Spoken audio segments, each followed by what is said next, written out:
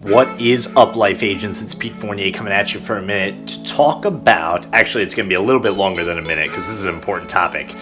We're talking about how to choose an upline / organization. First thing is first.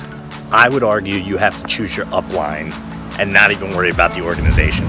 Now, yes, we know there's some shady organizations out there, but 9 times out of 10, if you're talking to a decent upline, they're not going to belong to a shady organization.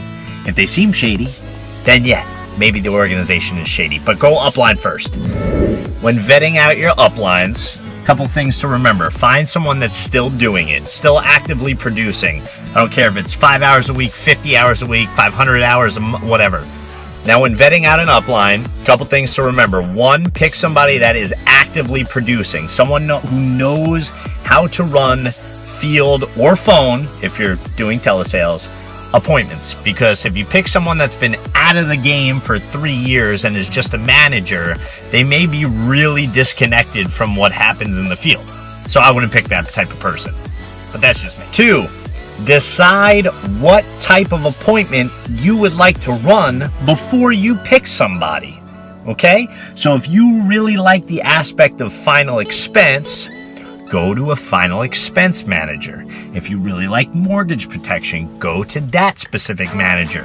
If you like running referrals, go to that, so on and so on and so on. If you want to do retirement planning, if you want to sell IULs all day long, pick your topic of conversation when you're in the house. Not saying you have to stick to that 24/7, but if that's your specialty, you want your upline to have the same specialty. Talk about your successes. Talk about the amount of premium you write. Talk about retention. I don't know about other managers, but retention is huge in my book when I'm looking at new agents. Remember, when vetting out uplines, you're looking for the best opportunity, not a lottery ticket where you want to crank out 10 grand and then be done for the rest of the month or 6 months or a year, or whatever the case may be, because your contract's so high.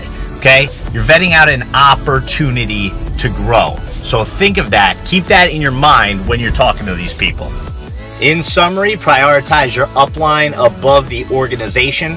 Look for someone that's specializing in something that you want to specialize in selling. Look for someone that's actively producing, even though they're a manager, and that can train you on doing so, and go for contract last. That's it for today. I'm Pete Fournier, and that's the Daily Tip.